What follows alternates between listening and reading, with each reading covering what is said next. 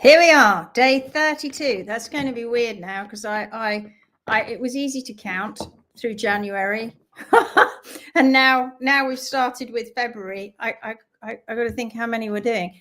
Hello. Let me just go live on Instagram. There we go. We are live on Instagram. Hello and welcome. I'm Lindsay Setchell. Welcome back to the Phoenix Way mini live challenge. And here we are on day 32, which is the 1st of February.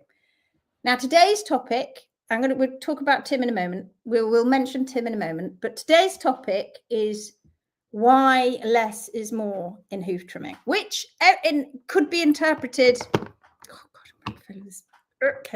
which could be interpreted the wrong way as well. But what I think is important that we discuss is aggressive trimming. And I don't even think people think they are doing aggressive trimming, because just taking the toe off and leaving heels to them isn't aggressive, but you are doing things to the hoof capsule that the hoof capsule doesn't want you to do. In reality, over trimming of certain parts of the foot as well as under trimming, but particularly over trimming, it can cause far more harm than good. We know that now. I'm steaming up. My glasses are steaming up. Hoof trimming is fundamentally about balance. It's also about patience, and it's about working with nature rather than forcing change too quickly. So, right at the beginning, let me know. Have you seen, I know what the answer is to this, but have you seen a hoof that looked like it was over trimmed? Maybe it was your horse. Maybe you experienced that. How did you feel about that when you were watching your horse's toes being removed? And did you question your hoof care professional? Did your hoof care professional give you their reasons? What were they? Let me know in the comments. I'd love to know, because then we can dive into this, make more of a conservative approach. Right, so let's do some shout outs and then I'll tell you all about Tim. Right, Heather Swithenbanks here. Hi all, wondering how Tim is, sending positive thoughts for a quick recovery. I will let you know in a moment. Shannon Shippers here. Good morning, everyone, from a frigid northern Alberta. I hope Tim is feeling better and not too disappointed his travelling plans have changed. Going to be lots of Tims. He's sat over there in the corner. Sunshine's here. Hello. How is Tim? Hang on a minute. You're only here for me. He says you're only here for him. Hello, bon rétablissement. Tim, you'll have to go look that up. He said merci. Ramona says hello, everyone. Lydia's here. Hello, everyone from Ontario, Canada. Uta says, hoping Tim is feeling better. He is. I'll just tell you more. Hi from bonsoir. Hi from France. Again, hoping Tim is not feeling too bad. He's okay. He's in better spirits today. Hoping for a quick healing for Tim. It's all about you. Yeah, well, again, that's the second live. It's all about Tim. Garvin Ranch says, howdy. Hey, Laura Shillam's here. Good morning. Leah's here. Good morning. And Tim's here himself. He's like, I'm all good. Thank you. He's not all good, but we will tell you. Hello, everyone. Hope his Tim is okay. Yes. Jenny Ackerstrom from Sweden is here. Hello. And Georgie's here. Hi, Lindsay and everyone. Camilla's here. Good evening. Fingers crossed for Tim. Ali Halfpenny's here. Hello. Right, two more. Connie Toire's here. Hello. And Stella's here. And I'll go back to more shout outs in a minute. So quick, Tim.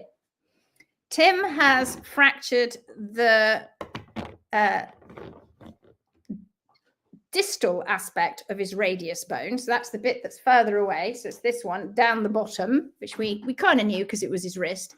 He's fractured around the end of the bone, but because Tim is Tim, he decided he would do something a little bit more complicated than usual fractures. So instead of just fracturing it, which is bad enough, displacing it, what he's done is he's created a fracture around the base of that end of the radius, and he's also fractured the articulating surface with the scaphoid bone particularly, which incidentally is the wrist's version to the navicular bone. And that scaphoid bone and the lunate bone, see, I've been jenning up on this, the scaphoid bone articulates with the bottom of the radius.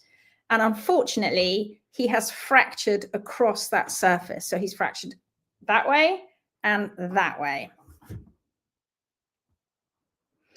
He had to go in for a CT scan. So after his x-rays, he had a CT scan. And then after the CT scan, we found this news out. I went and took some photographs. I could geek out with you, but I haven't got time. But maybe I will on the live. If you remember, we can geek out over his CT scan. We can do that.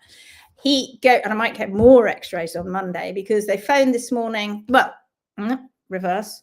So then they took us into a room and said, we need to keep you in. We need to keep you in for about a week. And we went, his eyes popped out on stalks. He went, no. And I said, eh? And they need to work out what they've got to do. It's not stable. And they need to work out how they're going to fix it because it's not a usual kind of fracture. So the surgeons have all got to get together and discuss it. And once they've discussed it, they'll make a decision. But we have to go in on Monday for him to have more x-rays on Monday. So Tim said to the guys last night, he said, please, can I go home? Please, if you're not going to do anything, can I go home? So they looked and they went away and they discussed it and they came back. This lovely surgeon said, okay, this lady, you can go home. It was a doctor and a surgeon, man and lady. And she said, okay, you can go home, but we have to completely immobilize it. You can't move it whatsoever. So he's got this big cast on. It's all the way along here and all the way up here. Stops about that.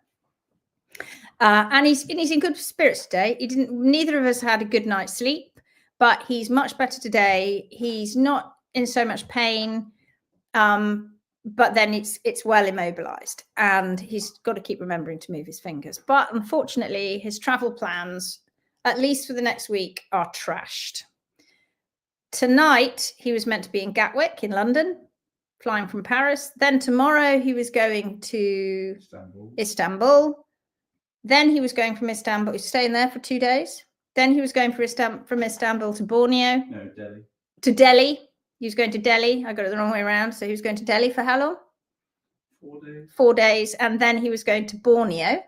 Via Kuala Lumpur. Via Kuala Lumpur for 5 days. 5 days in Borneo. He may still make Borneo, but we don't know. All of those travel plans trashed, and he has. Look at this. I got to show you this. This is Tim. Dad's on tour, so it's Tim and his friend Steve, and they're Tim's daughter Grace and Steve's son Kofi have now moved to. They're married, and they've now moved to Sydney, Australia, and this is all their travel plans. It's like I throw it in the bin. And then when I was then meeting up with him in Sydney, I have my own folder. Look at that, all the important stuff. And in this folder is all our travel plans when we're away in Australia and New Zealand, because I was meeting Tim in Sydney. Me and Ash were flying in to meet him in Sydney, and then we're flying to Christchurch. So hopefully that'll still happen, but I suspect he'll still have a big plaster on. Anyway, there we are. We shall speak about him in a moment. More about Tim in a moment. Okay, let's get back to what we were talking about. Let's get back to our mini live challenge, what we were discussing. We were discussing over trimming and the problems with over trimming. Excessive trimming obviously can be harmful, and many owners and many professionals believe that fixing a hoof right there in front of them that's not behaving means taking off as much as possible to make it look symmetrical, to make it look better, so that everybody can ooh and ah and look down at that foot from the top and go, that looks better. You may have even heard yourself say that in the past. When you trim a horse's foot naturally to its natural balance, to its natural constants, the natural parameters that were designed by Mother Nature, you end up and you help that horse create a healthy foot. Diet and management obviously plays its part. you end up with something quite incredible, quite beautiful, quite amazing. It will find its own natural hoof pastern axis. It will find its own natural palmar angle, and all will be well until we start trying to force that healing. If you saw the photos on Sarah Lou's page, on her Inspired Hoof Care page, please go follow. She has put, I think she's put it up as a banner, the progression from where we started last year to where we are now. And that last picture of that healthy looking foot of Squire's, when we aggressive trimming would have taken the first photo, aggressively trimmed it to try and make it look like that last one. But of course, in order to do that, you would have to have taken off a absolute ton of hoof wall at the toe, exposed laminae to get the hoof pastern axis and unnatural hoof pastern axis in play. And of course, you would have had to have kept the heels high. So, because if they lowered the heels, that hoof pastern axis would have been broken. And because to balance that foot, the dorsal wall, which is now separating, would have kicked right out. And so they would have had to have taken that off. So either way you look at it, in order to try and make that correct, they either had to raise heel, chop toes off, or chop masses of toe off and lower the heels. And it's too arbitrary. Aggressive trimming has come about because it's arbitrary, because it's been made up, it's guessed. I can tell you that if you took two front feet and they were both going to be trimmed in the same aggressive manner, one would be trimmed more aggressively than the other. And that's to do with handedness, which we've spoken about before. All hoof trimmers are handed. And if you don't follow the horse's natural parameters and you're left to your own ideals, your own personal preference trimming, whether that be something you've followed because that's something you've been taught in a book or in a school, if you're following personal preference trimming by going, how much toe shall I take off? I want to make that hoof pastern axis straight, then you are going to be going against those natural parameters. And I tell you this right now, it backfires every time. It backfires, and it backfires to the point where, oh, a horse isn't quite right. He has to go in shoes. And then gradually over time, we might have to put wedges in, or we might have to use remedial shoes, more hop bar shoe, more magical shoes like the hop bar shoe.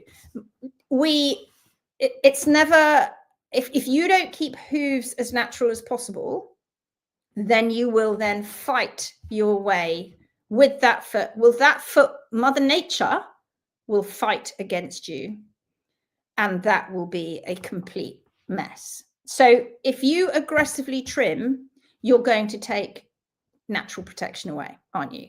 If you take too much hoof wall, if you take too much sole, if you take too much frog, they are all there. That epidermis is there to protect the structures inside. So why would you take too much? Because they don't respect the hoof capsule. And we've spoken about this so many times. The hoof capsule is just not respected. If you shoe all the time, not only are you affecting the natural wear patterns of the foot, but you are also weakening the hoof wall.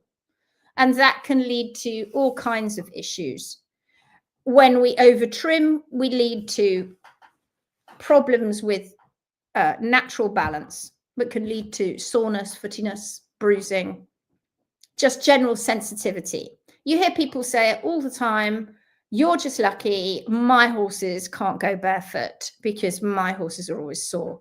Right then, what's your hoof care professional doing? And they will go, oh, they're brilliant, they're the best in the business, he's been with me for years, or he's really great, or he's the top one, or she's the top one, or they do competition horses, they're this, they're that. But do you actually know what they're doing? Do you know that when they've taken the shoe off, if they're over trimming the frog like they would do normally, are they over trimming the sole like they would do normally?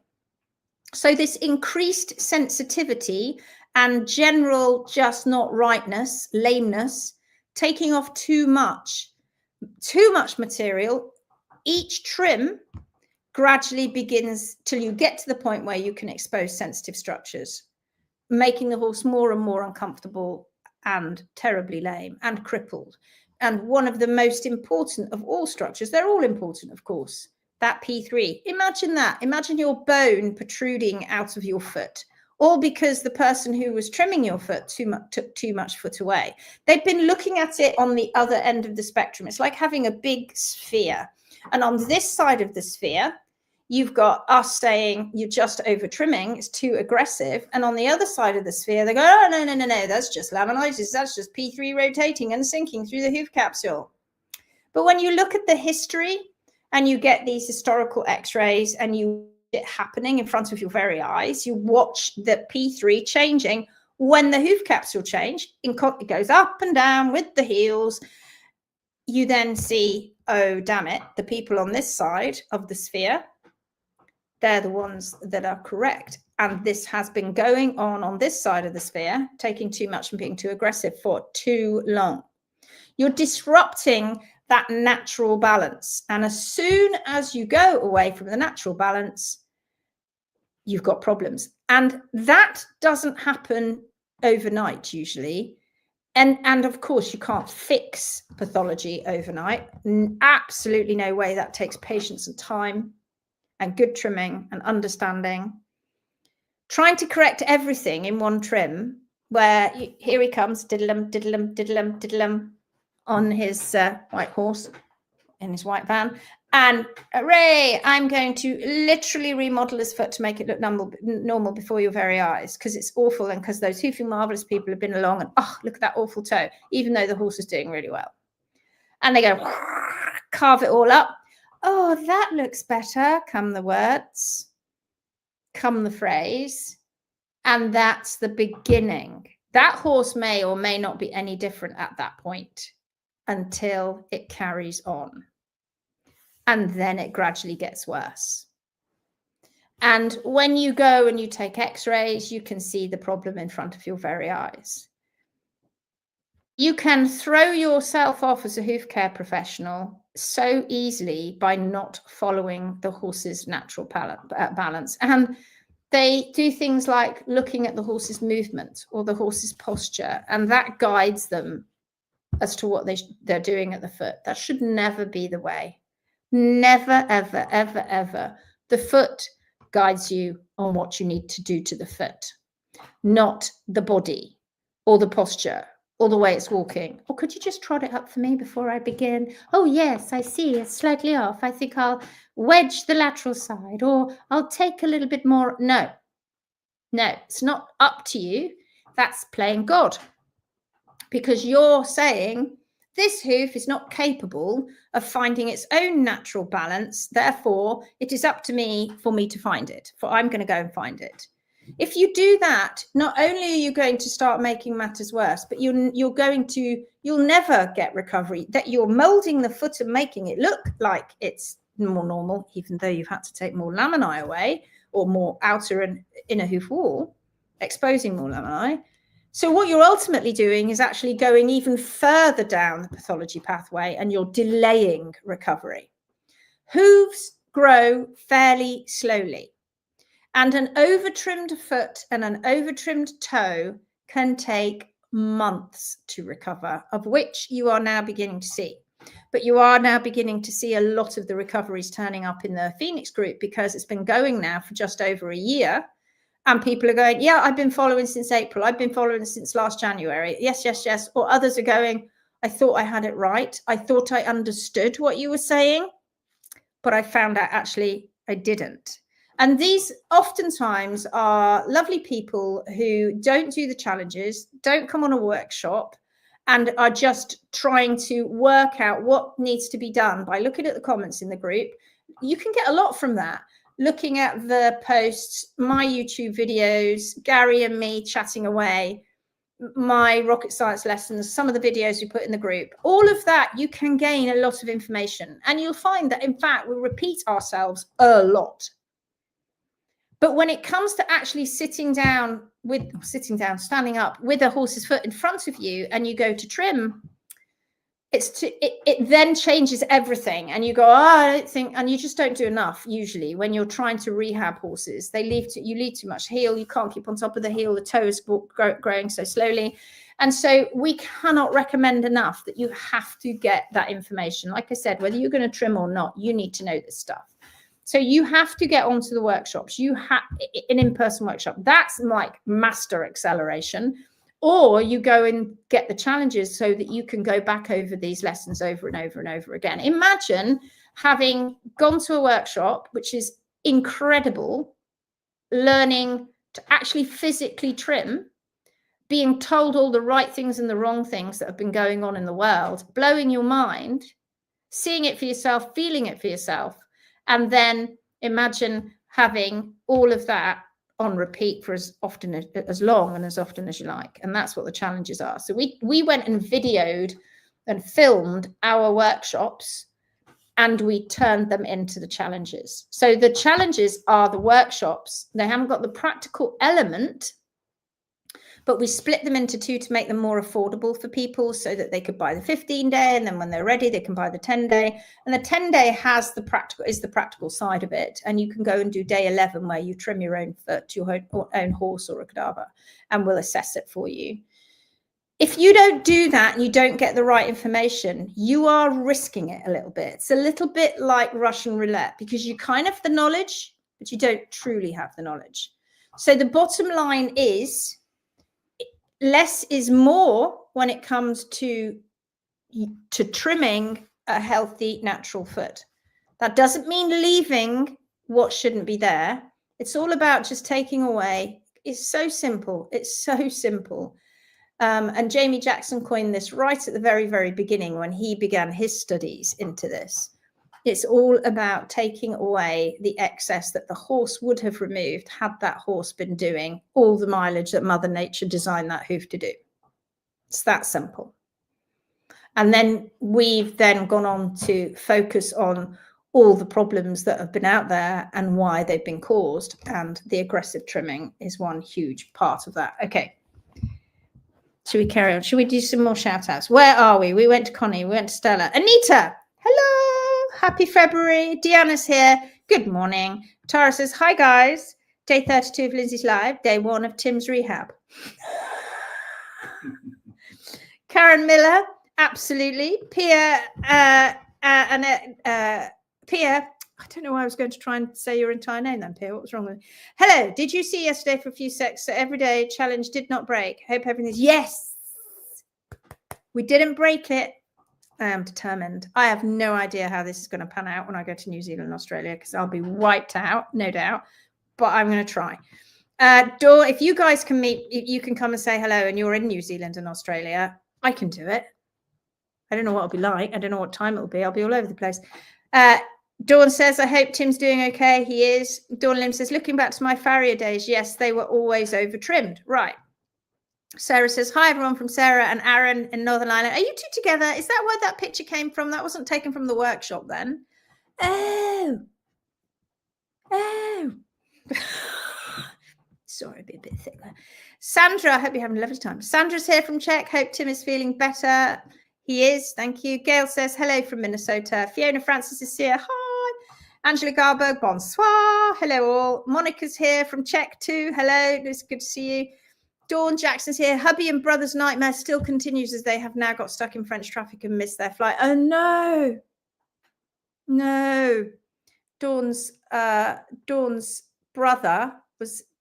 I'll just let you all know this. Dawn's brother was skiing with Dawn's husband, snowboarding, fell over, and he's broken his back.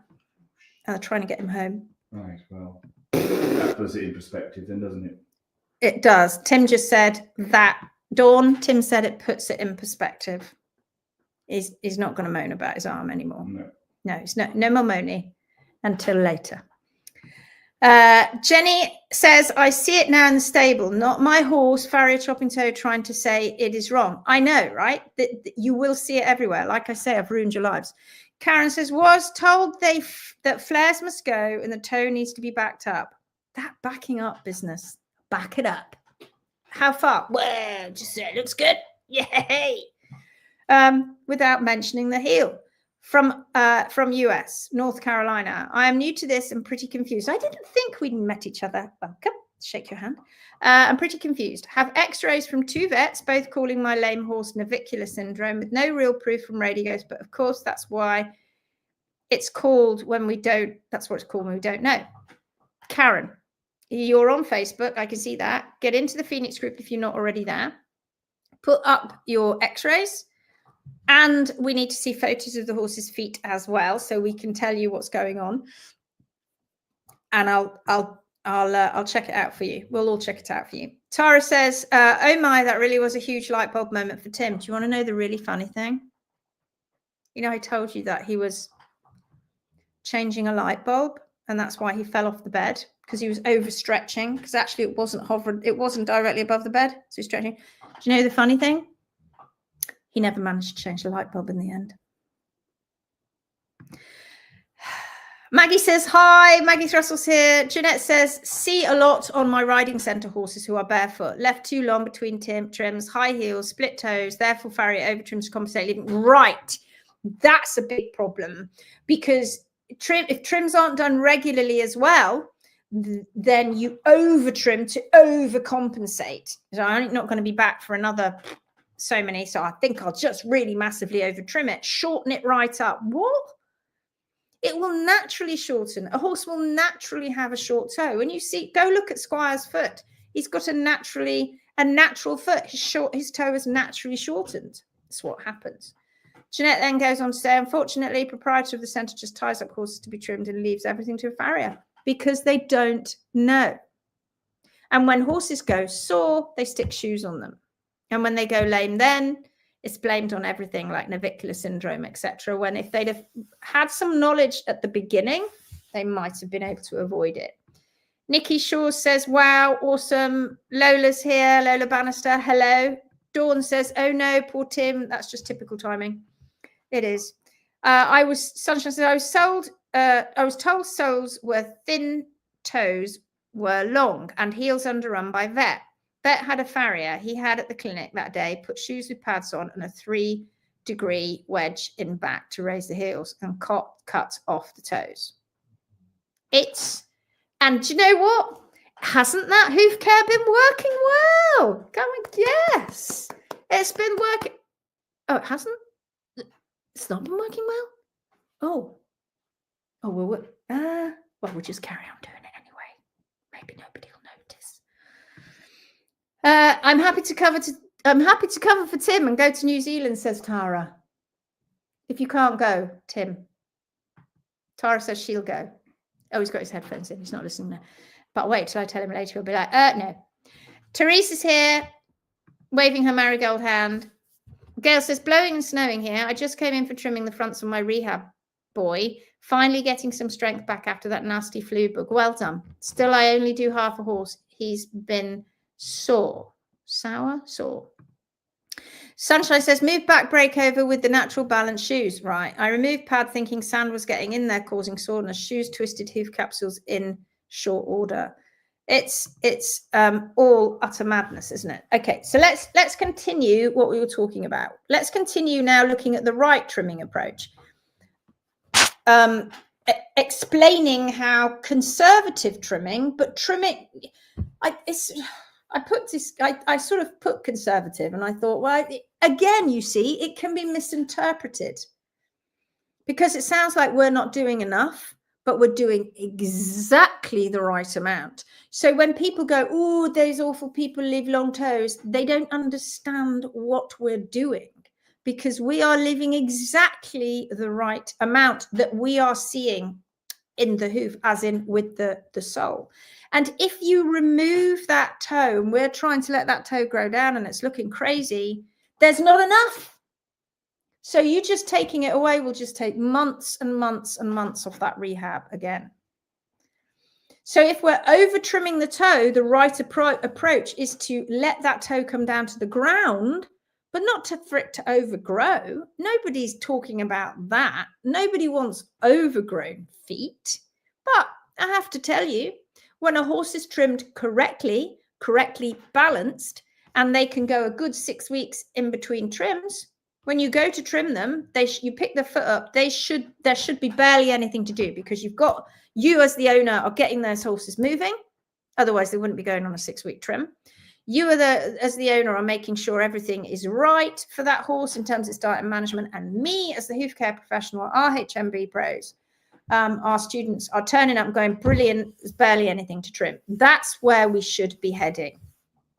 I was just trimming 5 horses the other day, and they're all doing plenty of movement, and it was a joy to pick up these feet that I haven't seen for 6 weeks, big horses, and there were just tweaks, and you look down the foot and it's beautifully balanced. So if you're working with the horse's natural growth, instead of forcing the hoof into this specific shape, and you allow it to grow in such a way that aligns with the horse's own natural wear patterns, its own natural movement, then you're not going to go wrong. You're trimming for function, not aesthetics. We are not aesthetic driven trimmers, but if you trim correctly, you will end up with the most beautiful looking foot, always supposing that we haven't got severe osteonecrosis. A healthy hoof doesn't have to look perfect.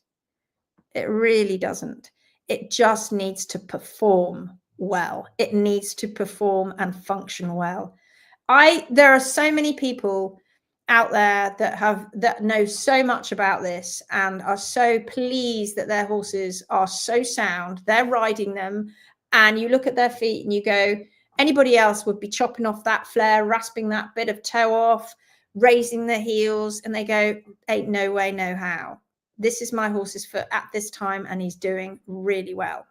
It's all about function rather than achieving a certain appearance, because like I just said, it's not working, is it? It's not working, guys. When are you actually going to turn around and go, rethink? No. Why? Because it's so rooted. These problems are so massive now. They're so rooted into the depths of the equine world.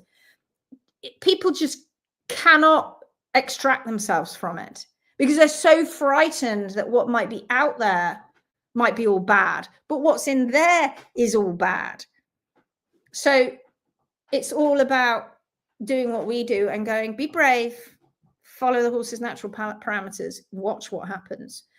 You're making these small changes every time you go to trim. You should only be taking off what the horse is excessively grown, which he would have removed. And you're just changing them. You're not changing the balance. You shouldn't be doing that. You should just be removing what's slightly overgrown. If there are imbalances there, you have to correct them, of course. And you should be able to correct them straight away, unless you have aggressively removed the toe. Otherwise, if there's toe in play, finding balance, even through very compacted hooves for an experienced professional, isn't as hard as you can imagine. But even with a toe in play with a lamella wedge and high heels, you go and take those heels down to where they should be, and watch that toe not be touching the ground anymore. So even though they think they haven't been aggressively taking it, they have, because they've been trying. I don't know what live it was that we did, where I drew the lines of how the foot eventually distorts around P3. So you've got to respect the foot, respect the frog, respect the sole too. Don't aggressively trim them. We've talked about that before, unless absolutely necessary. So you have got too much bar material over the sole. You need to trim that. There's flaky stuff all over the flaky exfoliating soles. You need to take that off. There's flaps over the collateral grooves. You need to take some of that off. That's fine. But the actual frog and the hard sole plane and the true bar are structures that play a crucial role in support.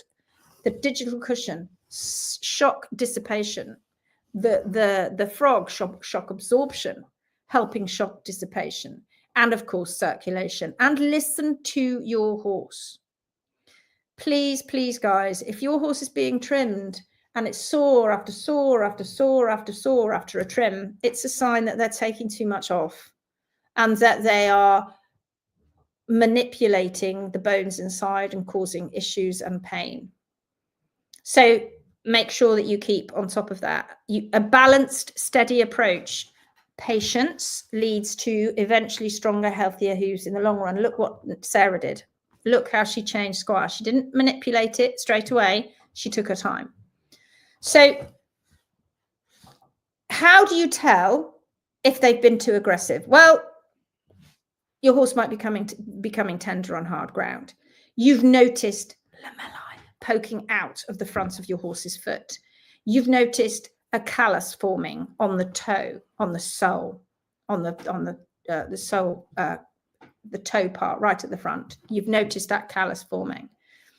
You might have noticed exceptional areas where there has been, and this is exceptional, it shouldn't be, but it's what people do, where you've got bleeding going on, the horse's foot's bleeding. All of these things are signs that there are real issues. And it sounds crazy, doesn't it? But it does happen. And of course, when your horse is struggling to walk properly, you will then notice a change in their posture and their movement, because they will start to stand differently. They will start to try and lean more onto their hind feet. They will put their hind feet more underneath them, and their front feet will either be out while they're leaning back, or they'll be underneath them. All things that aren't natural, but there are signs that something is very off.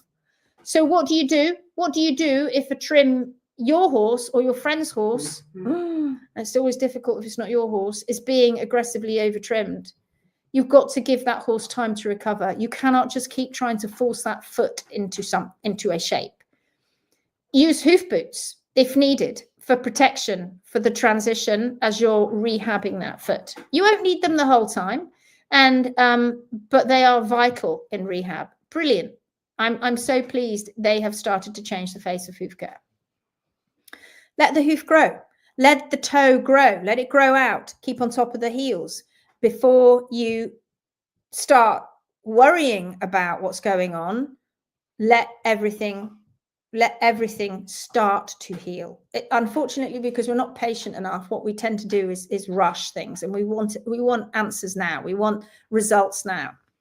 And just communicate. Make sure you're communicating with your trimmer, because the goal is always to support your horse's natural shape and function, not to force instant results. Okay, one last shout out. Charlotte says, good evening. Also watching England versus Ireland rugby. Cool. How's it going? So sorry for Tim, she says, Charlotte. Dawn says, under trimming of the toe causing NPA. Right. And over trimming of the heel sometimes in that instance as well. Radka is here. It's true that you can't change pathology overnight, but getting the heels right and P3 in the right position had a shocking change on the horse's comfort. I was so pleased to see that dramatic change when I started trimming this way. Yes, well done. It's only horses' natural constants. Alexandra Cameron, hello from New Zealand. Fiona says, you're right, Dawn, but only under trimming it from the bottom, never from the front. Right, and it gets confused. People think they shorten the toe by coming around at the top. No, it's just very confused. And honestly, you start scratching the surface with people that go, oh, you shouldn't be doing that. You're like, come on then, what should we be doing? And how should we be doing that? And what's that going to do to the horse's foot? And they go, and run away. Or get aggressive. Chicken or egg, which came first, the hoof imbalance or body imbalance? How would we ever know with PPT? Oh, so right. I love that. That you've got it. Fiona says, I just found that the challenge has put it all in the neat package rather than getting overwhelmed with the oodles of other info. Better for that to be supplemental. Absolutely. That's the way it should be. This should be the supplement. This should be the fun thing that you're picking stuff up with. And the challenges are really rooting it into your mindset. Melanie says, Lindsay, guess what I'm doing? Oh, you could be trimming. You could be picking up cadaver legs. You could be talking about picking up cadaver legs. Jamie Lemmer's here from Dubai. Just had Holly's, Bonnie, and Jessica's graph, both barefoot. Absolutely wham it in the 115 national show jumping yesterday. So proud, no shoes. Whoa! Jamie, that's brilliant. Well done. Well done. I'm dead chuffed for you. And for everyone as well. Typical bloke only doing half a job. Shannon's laughing. Alexandra says, love listening to your passion every day. Thank you, thank you. Fam Steinbeck says, me too. And can't you discuss compassion sometime, please? Yes, I will at some point. Oh, do you know what? I forgot Instagram. Instagram, Snoopy Star, Jodie Elwood, Finding Jenny Parker, Genevieve and Carly Kafka joined. Hello, M. Barnard, Sarah FKH, Kathy Yorkshire Lass, The Animal Life Outdoors, Aurora Helmets, Equusway, and a few others too have joined on Instagram. Thank you for supporting me. Your little takeaway today, folks. When it comes to hoof trimming, less is more, but make sure the horse is balanced, okay? No aggressive trimming, because that can cause pain, setting the horse back, and it would be the dive down into pathology that sometimes for some horses they can never get out of. So for today's mini challenge for you, the next time you check your horse's hooves, which I know you're doing every day now, take a moment to just evaluate. Do they look functional to you? Or do they seem like something somewhere has been taken off too much? Or maybe something's been left, but you're really specifically looking for, is there anything that's been taken off?